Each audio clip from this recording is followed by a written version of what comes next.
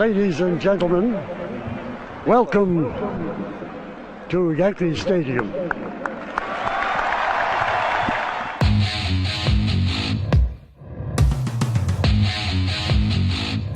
They win the final game 5-2 to remain the baseball champions of the world. The Yankees, with this 9-0 crusher, have won their 17th World Series. The Yankees again are world champions. The Yankees win their 21st World Series. The Yankees are champions of baseball. Ball game over. World Series over. Yankees win. The Yankees win. The Yankees are back on top. World champions for the 27th time.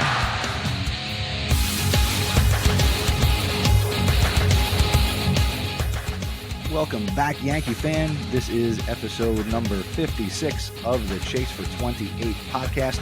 My name is Chris, and for the foreseeable winter future, we are joined by the podcast Padre. What's going on, Dad? Oh, how come they canceled the World Series this year? You know, I was trying to figure that out myself, and I don't know. There's just been this big gap of baseball since the Yankees were eliminated. Must have been one of them schedule things they did after the lockout. Yeah.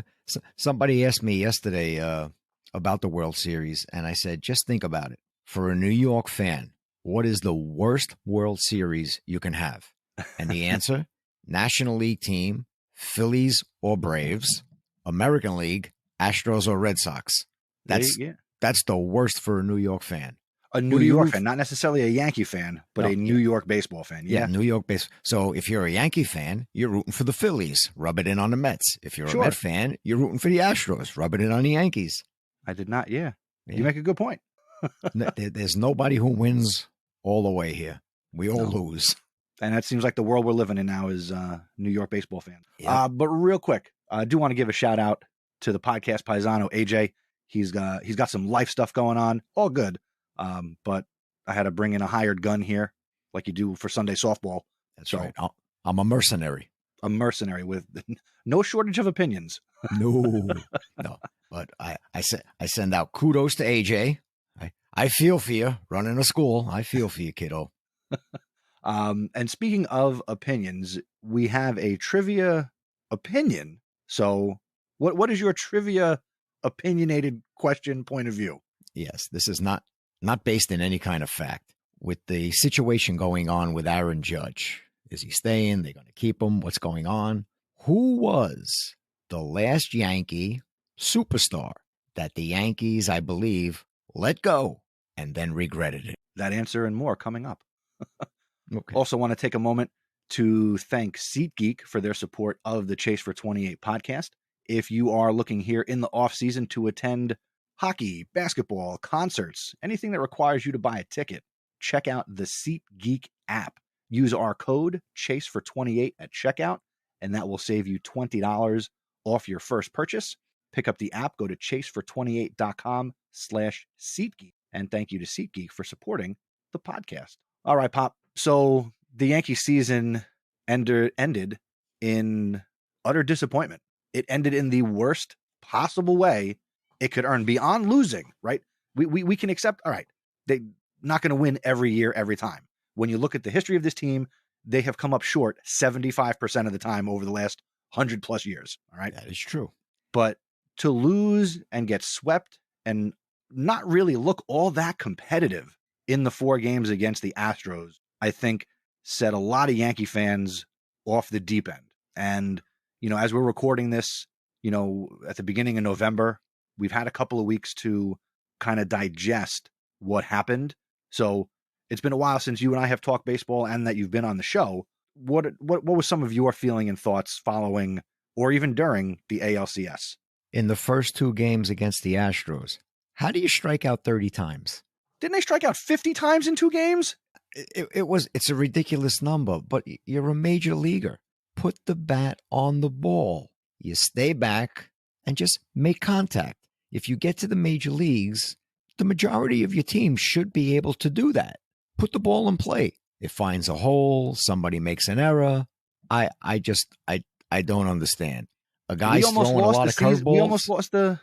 We almost lost the series to Cleveland because that's what the Guardians did. They just put the bat on the ball. Yeah. The games they lost because they hit little bloops that just found a hole.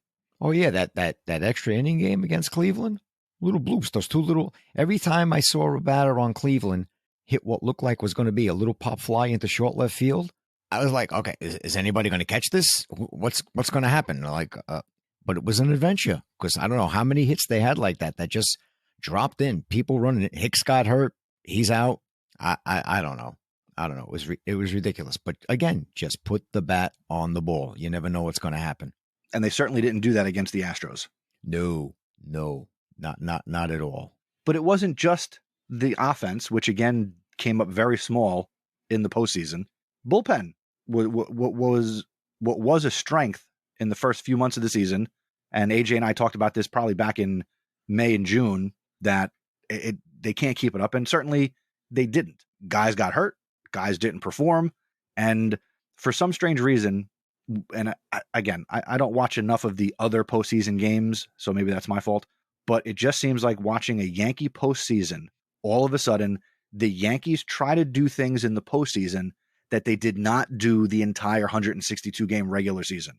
They will ask guys to try and do things that they were never asked to do during the regular season and put guys in situations that they were not put in. Or they'll take guys out of situations where in the regular season, you're going to let them go, right? Yeah. Look at Cole getting pulled. Should Cole have been pulled from his last start? No, probably not. He's your $330 million pitcher. Let him pitch. You would think you want your ace. You know, we're calling you that. We're paying you money. There's a reason. You should be able to mentally say, okay, let me take a deep breath. Here's what I got to do. One thing that seemed to become apparent with Cole this season, there was more of an issue that we were made to realize, like, okay, he starts a game. He's going through. He's maybe giving up 1 hit, 2 hits. But as soon as something happens, it seems like he loses his focus. Somebody hits a home run. He loses his focus, and all of a sudden it's like he's disgusted with himself and he's starting to question himself. And I never got that feeling with him before this year. This year, they seem to make it an issue. You know, I picked up on that in the regular season, but I don't think that that's the mentality he showed in his postseason starts when he would give up, you know, the home run or give up a couple of hits. It didn't seem like it was shaking him to the point where he wouldn't be able to continue. I noticed it in the regular season, like you're saying, but I didn't get that sense from him in the postseason. If anything, a pitcher in the postseason is like, okay, I just gave up a run. I gave up 2 runs, whatever. In the back of their mind, the way the Yankee offense was performing, were they thinking, oh my God, I just gave up 2 runs. How are we going to score 3 runs with the way things have been going?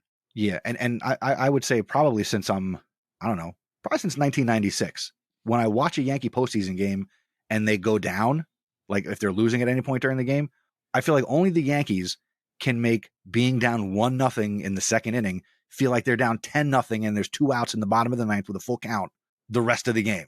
Like, will they score? Will they do anything? But I don't know that other teams feel that. I'm not sure. Yeah, it's a case of, is every Yankee going to come up swinging from his heels, trying to hit the home run to tie the game, or are they going to take the attitude, you pitch me outside, I'm going the other way. Up the middle, I'm just going to try to get on base. Maybe the next guy, do we do hit and runs anymore? Just put the ball in play. Let's see what happens. No. Oh, you got on first base. I'm going to hit a 2-run homer now. Right. Again, this Yankee team for probably the last 15 to 18 years is built on, we're going to try to hit a home run.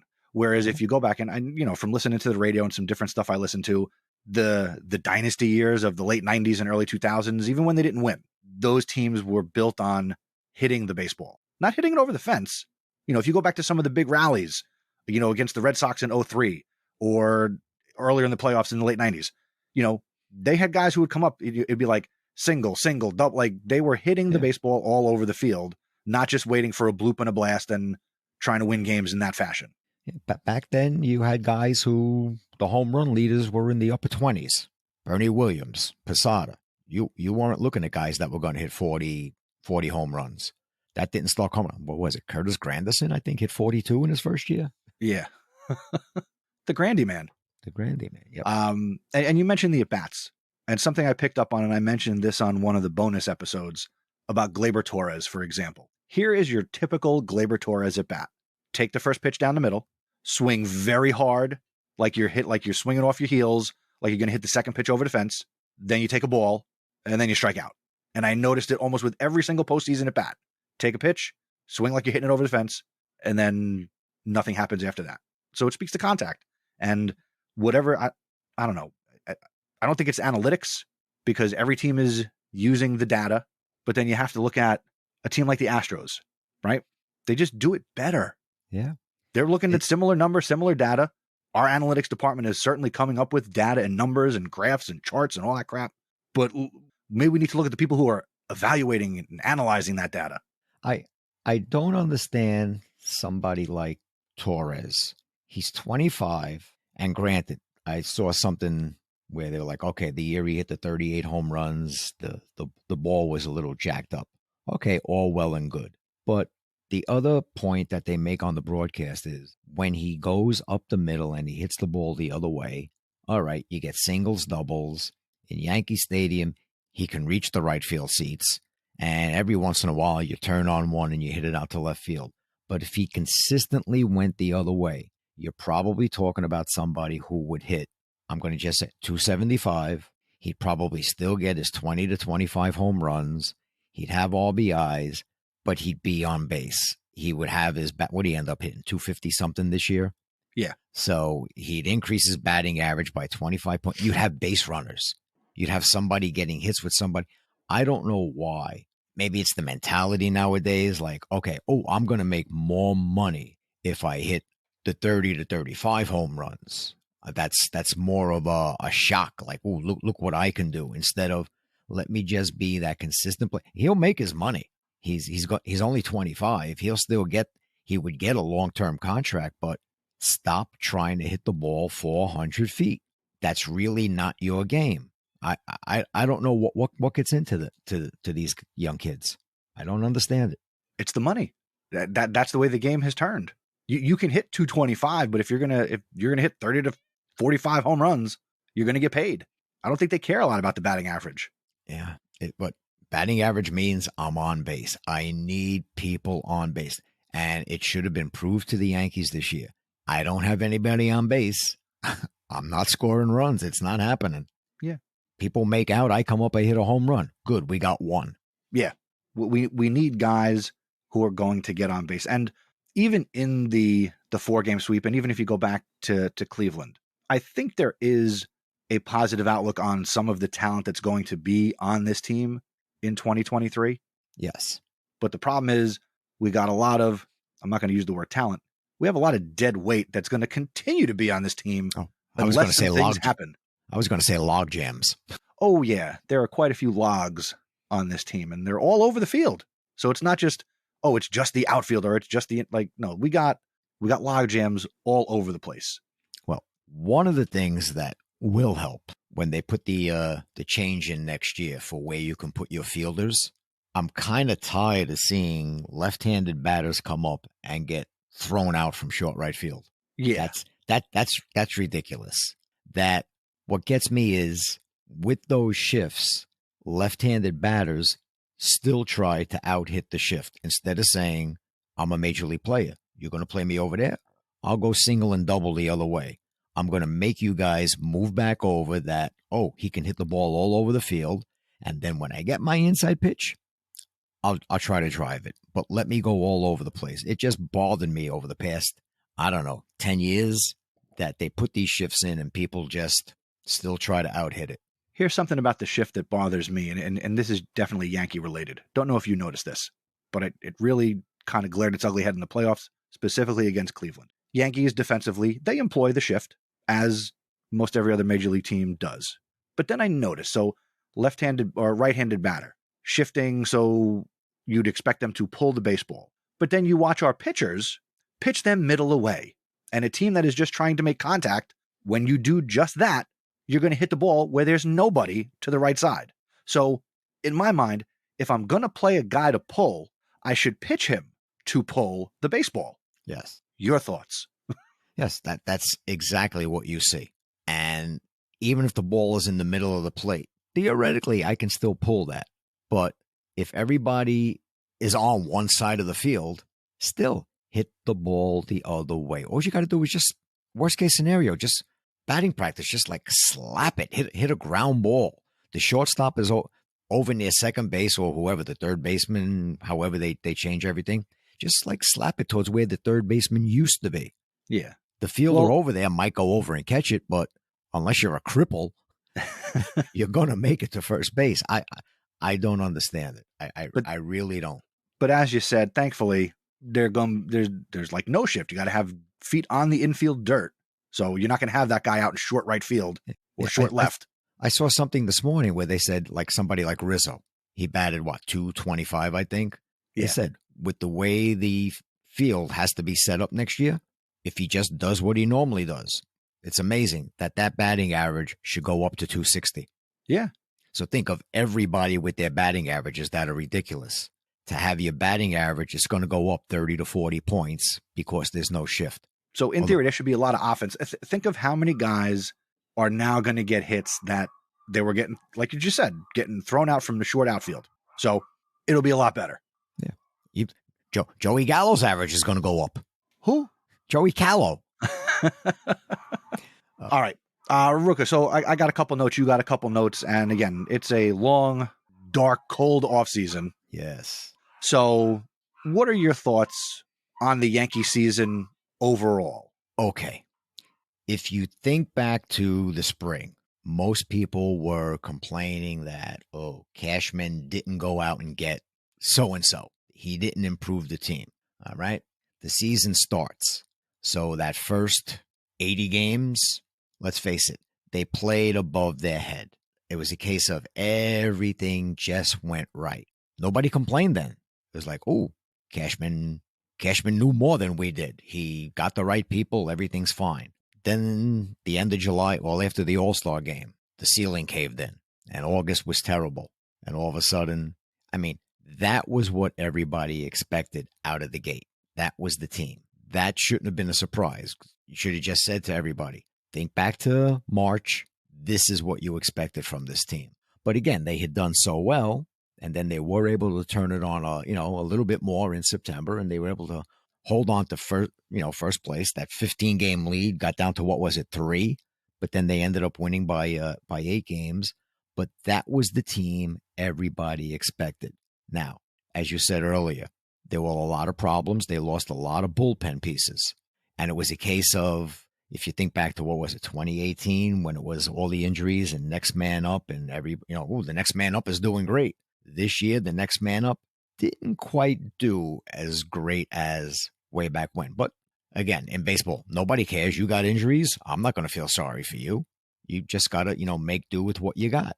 So I think the team that they ended up with, that was the team they expected. Now, I don't think anybody expected Donaldson, and we'll just go by his playing ability. I don't want to talk about what his personality might be.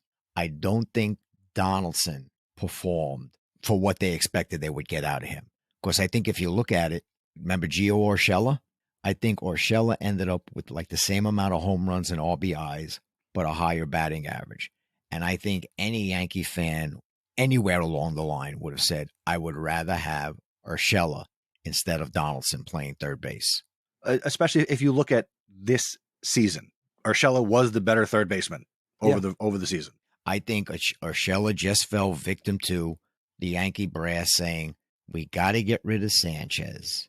The door got opened. This is how we can get rid of him. And Urshela got caught up in that. He had to be part of that trade. Yeah. Again, will anybody ever admit that? No, nobody admits that. But again, this is the team you got. And I don't want to jump the gun, but what was it? They had that little conference yesterday with Boone and Cashman talking about, here's what we plan. It's like Election Day is Tuesday. You see all these commercials. You hear a lot of nonsense. That's what that conference was yesterday. It was a lot of nothing. You got nothing. Yeah, it was nothing.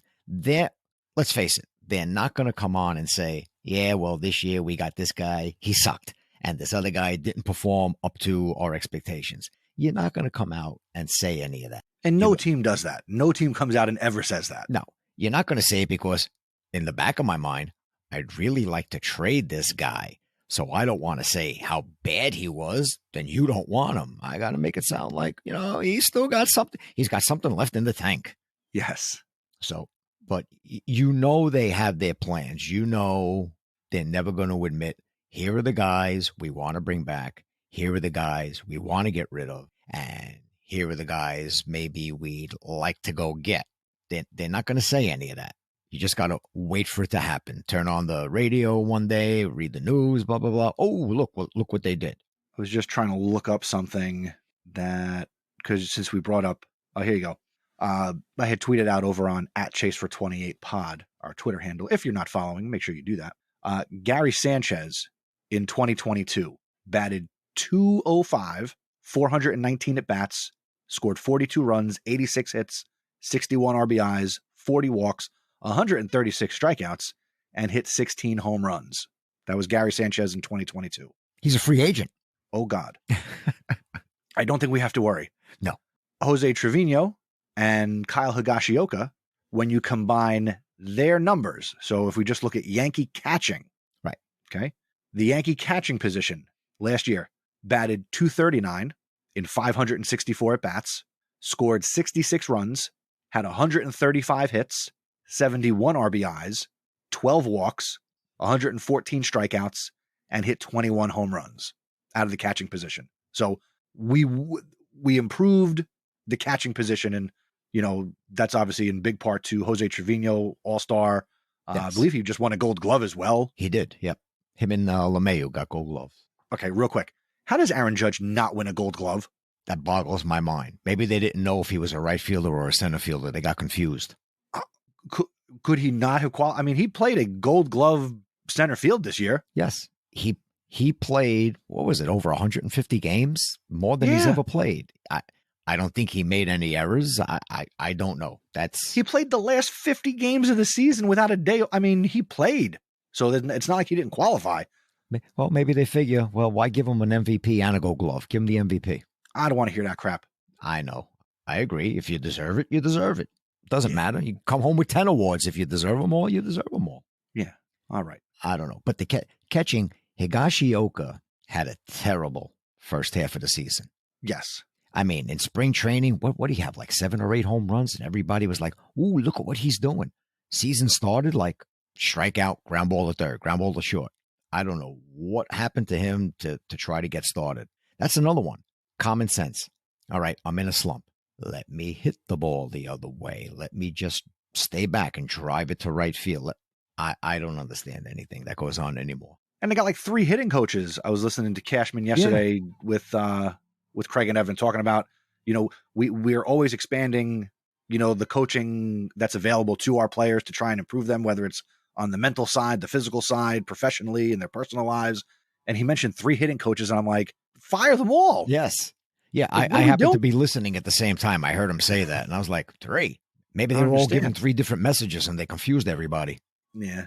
Now, I'd also heard, I'm just going to hit a couple of things that are top of mind. Okay. Should Cashman be back? Should he not be back? Obviously, he has to sign a new contract. And obviously, if he's running a press conference yesterday, he's probably going to be back. Oh, yeah, he's back. But I read an interesting headline and skimmed an article that basically said, why would another team bring Brian Cashman in? If you look at his body of work over the last 20 years, is he this phenomenal GM that other teams would want to take from the Yankees? Is he this great mind with payroll and resources? I don't think the answer is yes. I think a lot of people, he has pulled a rabbit out of the hat on a few of the people, if you think back over the last 10 years that he brought in, that, gee, this guy's phenomenal. How come nobody else saw this? But then again, gee, look at this guy he got. He's terrible. Could also go the other way. Yeah. And I really think it goes the other way more often than not. Oh, yeah. There's luck involved there. Yeah, he's an aging GM. Whereas you look at other teams, they're hiring guys who are younger, who see the game differently. And, I'm not trying to be ageist, but I don't know that he's a sought-after commodity in the baseball world.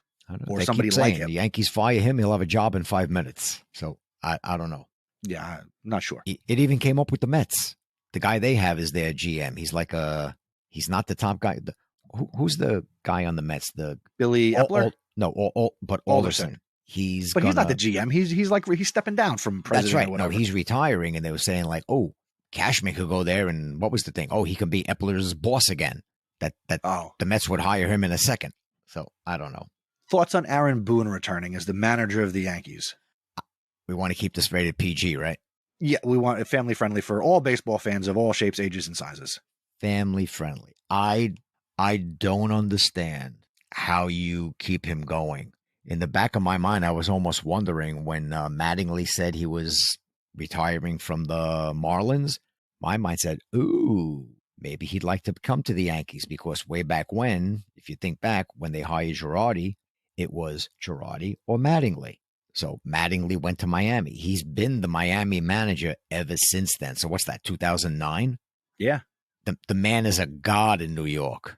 No, let me ask you this, because you saw more of his career. I mean, I was alive for it, but obviously wasn't paying attention to baseball in the mid to late 80s.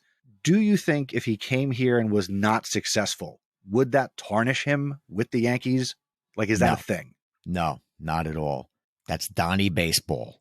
I think if he wasn't successful here, I think the majority of people would just say, look at the players you gave him.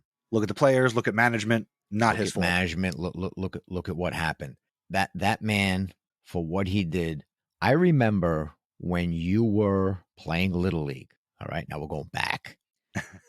I don't remember the other kid on the team. This is when, actually, you were 12 years old.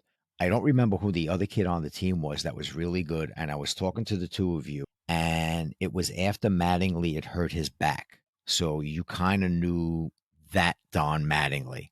And I remember telling the two of you, oh, before he hurt his back, you were looking at somebody who hit 30 to 35 home runs, drove in 125 or so RBIs, batted .330. And I remember the two of you looking at me going, he did that? Really? But that's what he was from when he came up till he hurt his back. That's the kind of player he was, and that's why and then the fact that he fought through it, was finally able to figure out, he changed his batting stance and whatnot, that he was starting to hit again.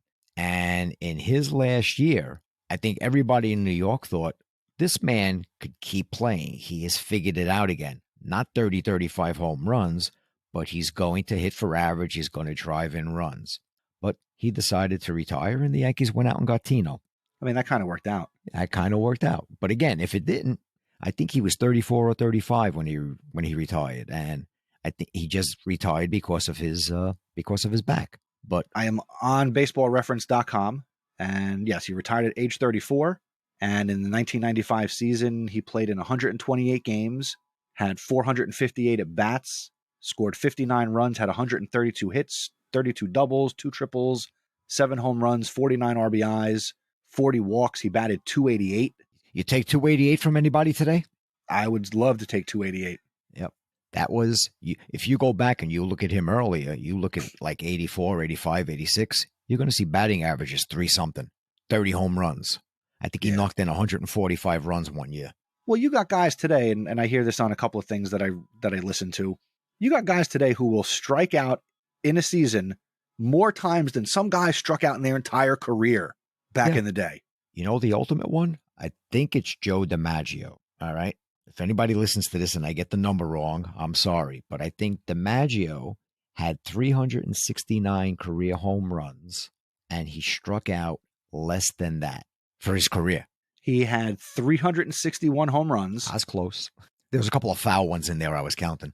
And he struck out 369 times in his entire career. I had it backwards. All right. So he struck out 8 more times than he hit home runs. Yeah. That's uncalled for. You get guys today, they strike out 369 times in a season and a half. Just by comparison, I will pull up who might be the most popular Yankee currently. That would be Aaron Judge. Yes. Aaron Judge has played 7 full seasons in the major leagues. You adding up your strikeouts? It's already totaled up. This is a beautiful website. Aaron Judge so far in his career. Oh, could I make a guess? I'm not. Go ahead. Take a guess. 7 full seasons? Well, 2016 wasn't a full season, but he's been in the big leagues So since 2017 on is full season. So 6 full seasons and a cup of coffee. And 27 in games. Oh, Yeah. Okay. So 6 full seasons, 1,200, take away, blah, blah, blah. I'm going to say somewhere in the neighborhood of 1,050. Close. Lower, but close. What is He has struck out 908 times in his career. All right. But that's the way it is now. Jeez. That's the way it is now. That's that slider. I just can't get it. If my bat was 3 feet longer, I could have hit it. I know, right? Hold on. I also want to see. Hold on. I just want to look at Mike Trout. I feel like they're on par with each other. True. Let's see. Trout in 12 years, 600 out 1,354 times. Oh, he has. All right. I'm surprised at that. Yeah. But what's his career batting average? Mike Trout's career batting average is 303. How about that? How about that? See, I'll take the strikeouts, but if you bat 300, I take it. Yeah. Yeah. But that means you're consistently getting a hit every 3.5 times out of 10. Yeah. Or so. And if you look at Trout this season, I know he was hurt early on. That was that series that when the Angels came to New York, 3 games. I mean, he was terrible. He was striking out. He wasn't hitting, but he was in a big errors. slump. Yeah. But then I think at some point from the middle of the season on, I mean, he went on a tear. I think he still ended up, I think, close to 40 home runs this year. Let me see. Hold on. He hit 40 home runs this year. 40 home runs. Yeah. I still think he's the best player. Yeah. Maybe Ohtani is next. Well, speaking of high caliber players, why don't we, and again, long off season, lots to talk about. We're going to be bringing you episodes. We're going to try and do this every 2 weeks over the off season as the podcast Padre is available. We're going to make this happen. Let's talk a little Aaron Judge to finish off today, because in theory, he could either be a Yankee or he could not be a Yankee in the next 2 weeks. Oh, good. I thought you were going to say, but he could still be in Yankee Stadium on opening day. Well, we made that point earlier that if he goes to the San Francisco Giants, the Giants play the Yankees on opening day. So he might still be in right field wearing number 99, but it might be in San Francisco road orange gray. and black. Ugh. All right. Let me start with this. Do you want the Yankees to sign Aaron Judge? Okay. Now, I'm going to look at this 2 ways. What kind of career, when Aaron Judge retires, what kind of career is he going to want to say he has, or had, I should say?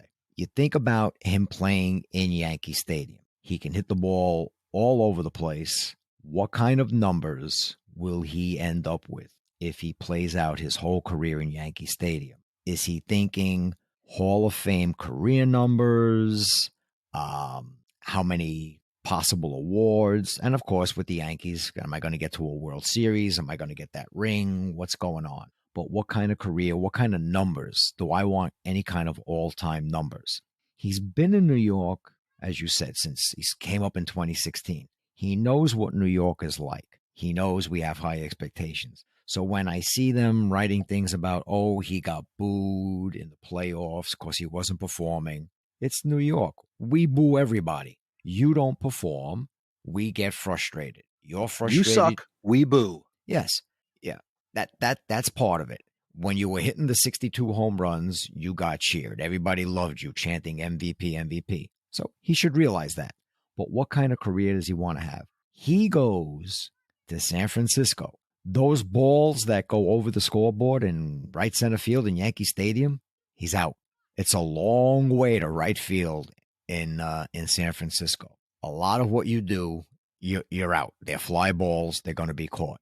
You stay in Yankee Stadium, you're going to have all-time numbers.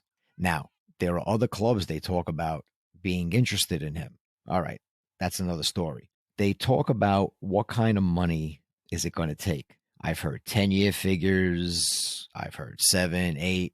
Who's to say what they offer him? Is it front-loaded? Is it back-loaded? I don't know. I look at it as I've been making a teacher salary for the last 21 years. If it was a case of making $35 million a year or $40 million a year, I'm like, gee, is that $5 million going to make a difference? I don't understand that. Sometimes it's just got to come down to, where do you want to play? Is he looking for, I want to get paid more than Trout? Is he looking for, oh, look, Scherzer got $43 million.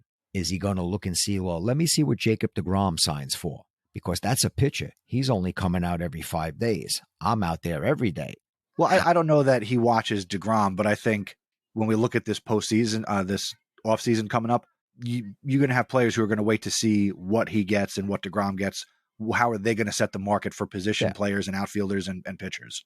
Yeah, he's going to set the mark. It's just a question of, next year is his age 31 season. When you're a team, do you look at, well, how many productive years do we think we can get out of him? Do people play well when they're 36, 37, and 38? Some do, some don't. It's a gamble. You have no idea what a player's body is going to do to him 6 years from now or 7 years from now.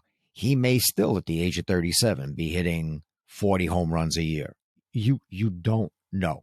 It's a gamble. Everybody that you sign to some 7, 8, 10-year contract, it's a gamble. Look what happened with Pujols with the when he was signed by the Angels.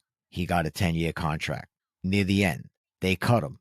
The guy managed to hang out, and I believe he ended up with what? He got to 702 career home runs.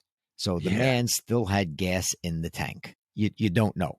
It's a gamble, and it's just, what is each team willing to gamble? Anybody that signs Judge, any amount of years, any amount of money, what are you willing to gamble? So would you sign him? I would sign him because, see, right now as a Yankee fan, you say to yourself, they have to make changes. This whole team, and I think I've said this to you, on one point of view, this whole team could look totally different next year. Yes. You lose Judge. You lose Rizzo. You lose Tyone. You lose, I'll go look at my little free agent thing here. Benintendi's a free agent. Well, he was only a Yankee for a cup of coffee. Decent left fielder.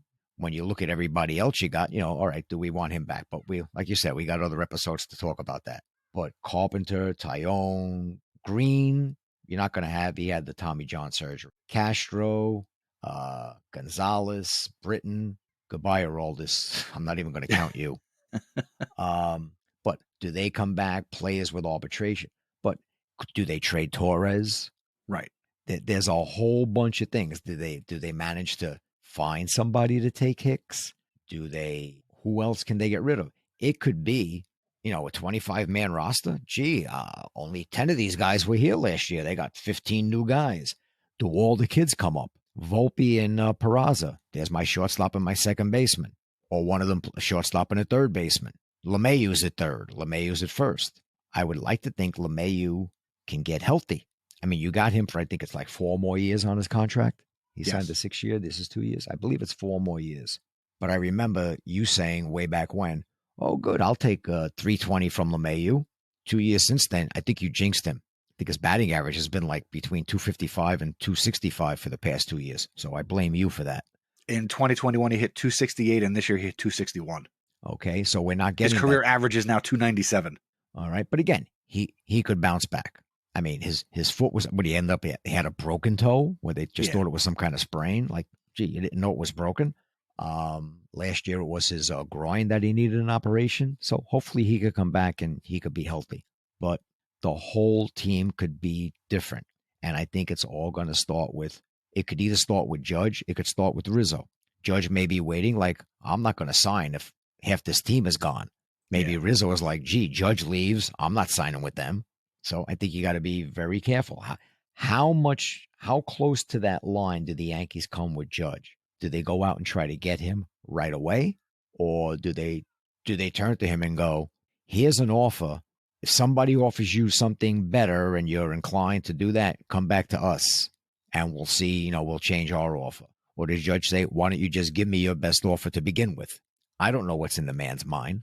Yeah. Again, I don't know what the man wants. Is he looking for the most money I can get for the most years I can get? I don't think there's a lot of people that would blame him for that. I don't know. I don't know what the man's attitude is. I think if he comes back, the Yankees offer him, guess what? You come back, you're the captain of the New York Yankees. Yeah, this this is the last contract he should sign. Oh yeah. Yeah. This should not be, okay, we'll let you be able to opt out after 3 years or anything. No. You sign this contract, you're with us. Is it a 7-year contract? Is it an 8-year contract? I know you've said like, oh, they shouldn't go past, what'd you say? They shouldn't go past 6? Yeah, no. I think they're going to go past 6. They are. It's just a question of, well, okay, 7, 8, and how much money? What's that yearly salary going to be? And I think it's going to be somewhere above, I'm going to say it's going to be above 37 a year.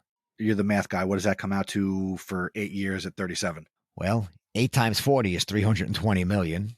Take off another 24. So that's just under 300 million. That's a lot of money.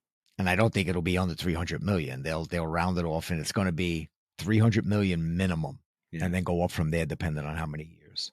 It's a lot of money. I'll be honest, I'm a little torn. Yeah. You know, I mean, one thing I read just yesterday was about how if you pay him, you are paying him certainly for what he did, and what odds are he will never have another season like this one. Yeah, you're going to pay him for what he did this year. Yeah. But what is he going to do over the next? Yeah, no, I think you're saying if he can, is he going to hit 60? I mean, he could. He might. He could. He might. I think you're looking more for, I'd like to see 40 to 45 home runs. Do that, drive in over 100 runs, and you could continue batting 300. Great, because that was a welcome change when everybody else is batting 202, that he was able to, he flirted with getting the Triple Crown. But I don't think you're looking for him to, okay, we want you to average 60 home runs a year. That's not going to happen. But if you could give us 40 to 45 home runs, knock in 120 to 130 runs. Granted, people better be on base for you to do that. I think there's nothing. Stop batting him leadoff. He's got to be your number 3 or 4 hitter. Yeah, there's no reason to bat him leadoff because, all right, they say you're only the leadoff batter once, right? But when you're not the leadoff batter and you're batting 3rd or 4th in the inning, who are the guys coming up before you? The 7th, 8th, and 9th hitter. Right. There's still nobody on base. If you're going to bat him leadoff, then you better have some solid contact guys who are getting on base and high on base guys who are batting 7, 8, and 9. So later in the game, you got guys on base. Yeah. Or bat him 4th. The theory used to be your best hitter batted 3rd. Yeah. You had a guy that led off. He's the guy that's going to walk, get on base. Your second place hitter is somebody who can go the other way. And then you got your third hitter. That was your best guy. Your 4th batter, that was your next best guy. 4th and 5th, those were your next best guys. Yeah. Not batting leadoff. No, we need table setters. We need table setters. Yeah. I don't so want I'm him leading off the game and hitting a home run. Oh, good. Look, he's setting a record for leadoff home runs. Good. What'd we get? 1. Yeah, whoop-de-doo. So I want them to sign him. I want it to be reasonable. I don't want to see a 10-year deal. I do not want Aaron Judge on this team when he's 40 years old because he's one of the biggest physical specimens in the game, and I do not think he is going to physically last another 10 years. He'll be a first baseman then. It's been a long time since you've seen teams make moves like that, right? So, yes, I want him signed. I pay him as much money as he wants, but I would really like to see that only be 6 to 7 years. But if they sign him to a 10-year contract, I just figured it out. You know what he'll be the last 3 years? What? Stanton's gone. He'll be the DH. Until they bring whoever is 15 years old now and is going to be the next big DH in the next 10 years. That's the problem. They need to stop bringing in guys who can only DH or will eventually just be a DH. Could they trade Stanton? Would love to see that too. Not because I don't like him, but the Yankees need to free up the DH spot so they can give guys days off. Yeah, but that story with Stanton, you can't sprain your ankle and be out for a month and a half. I don't understand. Not understanding. All right. Well, this has been a long one, and again, we're going to bring you content every couple of weeks or so here through the off season. We have a lot to talk about. We got to some of your notes, we got to some of my notes, so there'll be no shortage of content. You want my Do you trip? think Aaron Judge will be signed before the next time we record in the next 2 weeks? No. Okay. No. I think it's also going to take a little bit of time too. Oh, do you think he signs before the end of the calendar year? No. You think this goes into January, February? Oh yeah, it's going to go. it's going to go. You got to wait for the first couple of guys to sign and then let the dominoes start falling. But he's the biggest domino that I think people are waiting on. Oh yeah, he's the one. That's what other people are waiting for. Let me see what he gets. Is Ohtani a free agent, or is that just them? They were trading him. That's them. They might look to trade him. And I read something to throw it in here that Toronto might be trying to put together some package to try and trade for him. Maybe the Yankees could say, "Oh, we'll take him. We won't let him pitch anymore." That worked out once. What was that guy's name? Babe Ruth? All right, you want your trivia answer? Yeah. So what was your opinionated trivia question?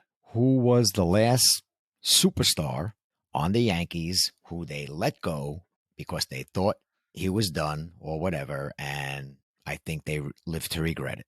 All right. And that player was? Reggie Jackson. George thought he was all washed up, and then he went California Angels, still played, still hit home runs. I think he played another 6-7 years. We'll tell you right now, he was with the Yankees from 77 to 81, and then from 82 to 85 to 86, he played for the Angels, and at age 41, he finished in 1987 with the Oakland A's. Yep. And those first in 1982, he led the league. In 1982, he led the league in home runs with 39. That was with the Angels. Yeah. That year, he also led the league in strikeouts, 156. But after his Yankee career was over, he went on to hit 39 home runs, 14 home runs, 25, 27, 18, and 15 home runs. Still had some gas left in the tank. RBIs, 101, 49, 81, 85, 58, 43. Not bad for a guy that started in the late 60s. 1967. Oh, well. All right. So that's going to do it for this episode of the Chase for 28 podcast. You got off-season opinions? We want to hear them. Email us, feedback@chasefor28.com. You can also connect with the show on Twitter. We are at chasefor28pod. Want to hear your voicemails? Again, I like to listen to me. You like to listen to the podcast Padre, but we want to hear your voice this off-season. Go to chasefor28.com/voicemail, and you can support the show in a couple of ways. Number one, tell a fellow Yankee fan about the podcast. That's the best way to share the show. Number two, you could become a legend. Visit chasefor28.com/legend. Also, grab some of that merch. Go to chasefor28.com/merch. Harrison Bader is going to be on the team next year. Go get those Darth Bader shirts. They're fantastic. I know because I made them. And of course, go check out the SeatGeek app for all your ticket event needs. Use our promo code CHASEFOR28 at checkout and go to chasefor28.com/SeatGeek and you can get $20 off your first ticket purchase. Ready for the offseason, Padre? Yep. It'll be what it'll be. All right. And we will have it covered as best we can. Thanks for listening, and we will see you on the next episode. Go Yankees.